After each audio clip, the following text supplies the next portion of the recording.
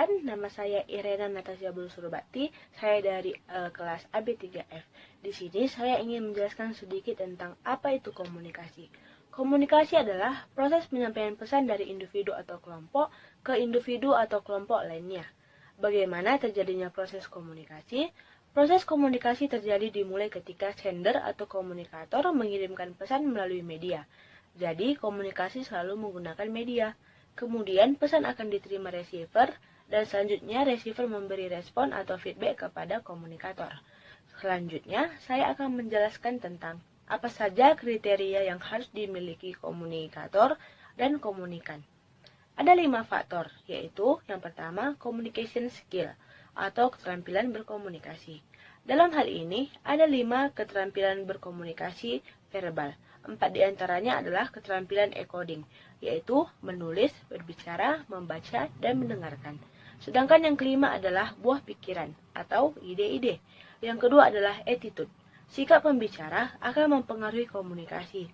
Misalnya, sikap terhadap pendengar. Bila menyenangi pendengar, kita akan sungguh-sungguh serius menyampaikan pesan dengan perilaku yang simpatik. Yang ketiga adalah tingkat pengetahuan.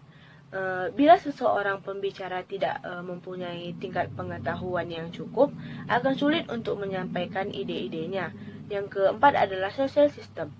Lingkungan sosial dapat mempengaruhi komunikasi. Contoh, posisi dalam pekerjaan, lingkungan sosial, tempat tinggal, dan lain-lain.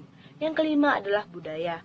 Budaya seseorang juga berpengaruh dalam hal penyampaian dan pengiriman pesan. Contoh, budaya Jawa cenderung lebih halus dan santun dalam berkomunikasi. Selanjutnya, sekarang kita masuk ke komunikasi verbal dan non-verbal. Komunikasi verbal disebut dengan komunikasi lisan dan tulisan.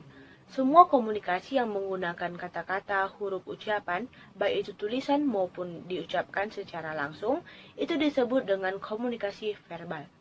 Dan komunikasi nonverbal adalah komunikasi yang menggunakan bahasa-bahasa isyarat, seperti bahasa tubuh, ekspresi wajah, gambar, simbol, dan lain sebagainya. Dan yang terakhir ada 2 contoh perbedaan budaya yang biasa terjadi dalam komunikasi nonverbal. Yang pertama itu berjabat tangan. Negara kita biasa memakai budaya berjabat tangan sebagai rasa sopan dan hal itu wajar terjadi.